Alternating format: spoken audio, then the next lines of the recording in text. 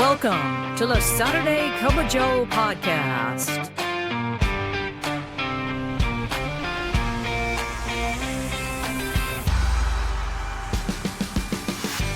This podcast is dedicated to EAS employees of the U.S. Postal Service and members of the National Association of Postal Supervisors. So, pour yourself a cup of coffee and join us for today's episode. And now, here's your host, Robert Wakefield.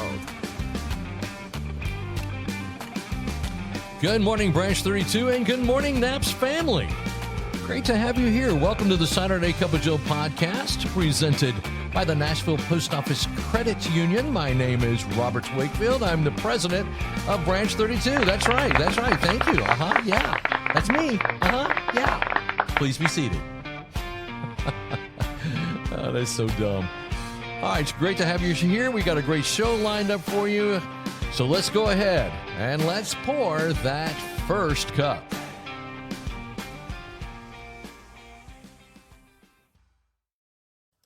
This Christmas, give your budget a break with a little help from the Nashville Post Office Credit Union. We're offering Christmas loans at just 12% APR. You can borrow up to $1,200 for 12 months. And here's the best part. No payments for 60 days. That's right. Shop now, pay later, and enjoy the season without the stress. Whether it's gifts, travel, or holiday cheer, we've got you covered. The Nashville Post Office Credit Union, people helping people since 1925. And for our first cup today, I want you to go ahead and grab that cup of Joe. Let's settle in and let's keep rolling with our Don't Quit series. It's been pretty good. I've actually enjoyed it. We've talked about not quitting on yourself. That was December the 6th. We talked last week about not quitting on your team, and how important it is that teamwork plays a great part during this peak season. And today I'm going to tackle. Okay, let me try that again. Today I'm going to tackle something that holds everything together, and that's don't quit on the standards. I didn't know what else to call it. The rules, standards. Just don't quit on the standards is what we're going to go with. So let me set the scene for you. When the holiday rush hits, shortcuts start looking really good. They start looking very, very tempting. And, it could be anything. Maybe it's a scan. Maybe it's bending a rule. Maybe it's letting something slide because the clock is ticking. But, the truth about it is standards aren't just the rules. I kind of picture them as being guardrails that keep us safe and consistent and credible. But as supervisors, we're the ones that have to set the tone. And if we quit on the standards, the whole operation will quit on the standards as well. I heard a story about during peak season that one supervisor thought about skipping a safety talk would save time. They got all the packages worked in for a few hours, but then the next thing you know, an accident happened. An employee strained their back lifting the wrong way. Now that 5-minute shortcut ended up costing days of recovery, of paperwork. The morale would plummet because of all the extra work that was being placed on the employees. Now, the standard of the safety talk was to protect, not to slow things down.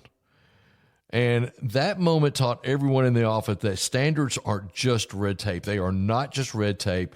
They're the backbone of safety and trust. Now, have I skipped safety talks before to get the packages done and get the mail out?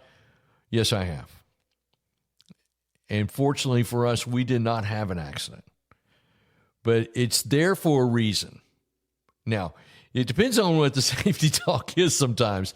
We had a safety talk back when I was the postmaster at Burns on hurricane safety that was done by the National USPS office. And, we had one that was talked about storm surge. We live in Tennessee. And I told my employees, now listen, I'm going to read this to you. But if we have storm surge in Tennessee, let's be looking at the end of the world. Because that's some kind of storm coming in. We're 400 miles away from the nearest body of water. That's an ocean. So anyway, but again, they're there for a reason. And it's there to protect. It's not just the red tape. So if I was going to give you some practical encouragement, what would it be? How do we hold the line when the rush is overwhelming? So here are a few reminders that I can share with you. First of all, know the elm. We're going to have a whole series after the first of the year. We're going to talk a lot about the Employee and Labor Relations Manual. How it's not just a book, it's the playbook, it's the rule book.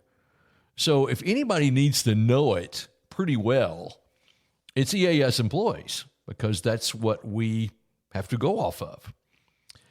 The other thing that I would say to make holding the line easier is communicate expectations clearly.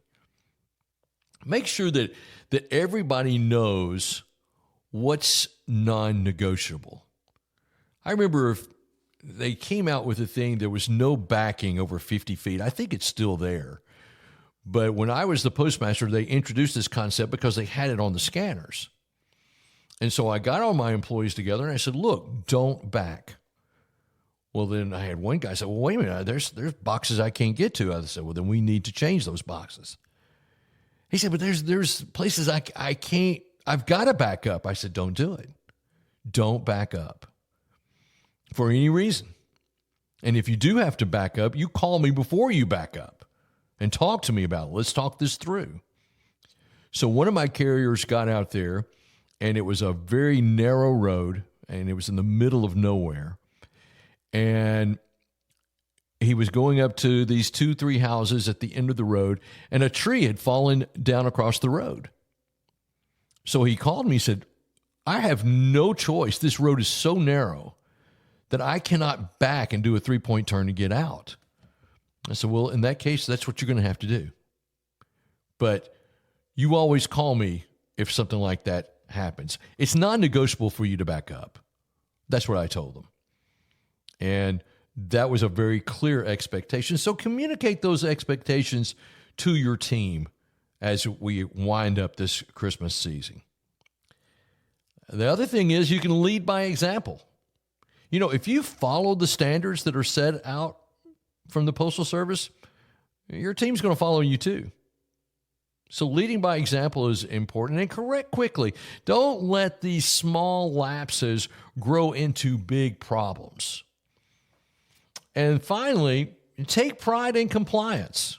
Make sure you get every scan, every procedure, every policy followed. Make sure you do that with professionalism. They're just not check boxes. They're the foundation of credibility. So those are some practical encouragements that I can give you on this last, well, it's the 20th, so we're almost done with Christmas. So you just think about it. Families are waiting on gifts. Businesses are counting on deliveries. And communities are trusting the Postal Service to come through. And when we stick to the standards, we're not just following the rules, we're honoring that trust. And for NAPS members, it's about pride. It's pride in doing the job right. It's pride in leading others with integrity. It's pride in knowing that the rush is almost over. We couldn't be happier. And we can look back and we can say, we didn't quit. So, as you head into the final week of the holiday season, remember this. Don't quit on the standards. They're just not words on a paper. They're the foundation of our work. Hold that line. Lead with integrity. And show your team that excellence doesn't bend under pressure. Because when we don't quit on the standards, we don't quit on ourselves or our team or the mission. So that is today's first cup. Let's go ahead and let's pour that second cup.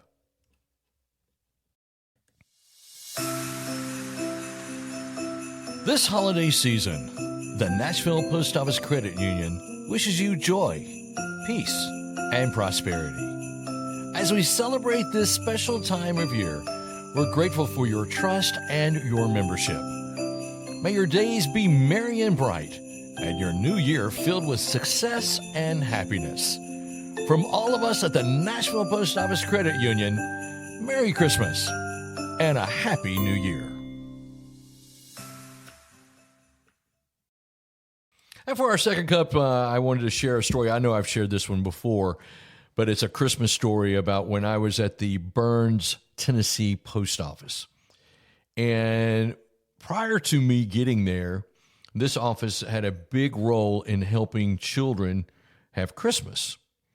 So I got there and they said, it was getting close to, it was October, I think it was. And they said, we're going to do the angel tree again. And I said, I don't know what you're talking about. Now, this is when we could get away with this kind of thing. You probably couldn't do this in today's postal service environment. But back then, a small office, I had 4 carriers, I had 1 clerk. And so we could get away with this. So what we did was we got with the local children agency there, Departments of Children's Services there in Dixon, Tennessee. And they provided us with names of children who were not going to have Christmas. So we've got their ages, we got what they wanted kind of thing. Didn't put their names on the tree, just put how old they were and put these ornaments on the tree and invited our community to come and get these packages so these children could have Christmas. It was one of the proudest moments of my career. I've got to tell you, it was just unbelievable. So sure enough, the community, they would start asking around the beginning of November, are you going to do the angel tree again? And I said, well, yeah, we're going to do it again. We put up the tree, put all the ornaments on there. They were gone within 3 hours, every single one of them. And then that's when the problems happened. And I say problems because my office was not very big, but the presents started pouring in. Oh my gosh. We had stuff stacked everywhere. And, it's Christmas, so packages are coming in and we're trying to get them out. And yet they're bringing these gifts in for these children. It was just an amazing time. And so the night came that we were going to give the children their presents. And what we did was we were going to all go out to eat as a group after we gave them all out. So we had the parents come at 6 p.m. The carriers were already back. Parents came at 6 p.m. and we started loading presents in their vehicles. And it was so touching. There was this one mother who was just sobbing. I mean, she was just crying her eyes out. And she was saying to me, my babies are going to have a Christmas. My babies are going to have a Christmas. Wow. I thought, boy, what a proud moment that was for us. And we loaded those presents in her car and she put them under the tree. And those children that year had a fantastic Christmas. That's one thing that I missed when I left that office and went to another office. So we didn't have that personal touch like we used to. Of course, things have changed. We're not allowed to do a lot of things that we once did. But that's one of the Christmas stories that I always like to share with my listeners. And I'll share it just about every year because you may be new to the podcast. I want to thank you for listening to the Saturday Cup of Joe podcast presented by the Nashville Post Office Credit Union. I want to say Merry Christmas to each and every one of you. Branch 32, I hope you have a great holiday season. And all of my Naps family, I hope you have a great season as well. Thank you so much for listening to today's episode of the Saturday Cup of Joe podcast. Be sure to share this with all your friends. Be sure EAS, NAPS members, let's get this message out. But again, I just want to wish all of you a merry and safe Christmas season. Thanks so much for listening. And remember, every great weekend starts with a great cup of Joe. We'll see you next time. Thank you for tuning in to the Saturday Cup of Joe podcast. Please note that the views and opinions expressed in this podcast are solely those of Robert Wakefield and do not necessarily reflect the views of the National Association of Postal Supervisors. We welcome your questions and comments, so send those to SaturdayCupOfJoe@gmail.com.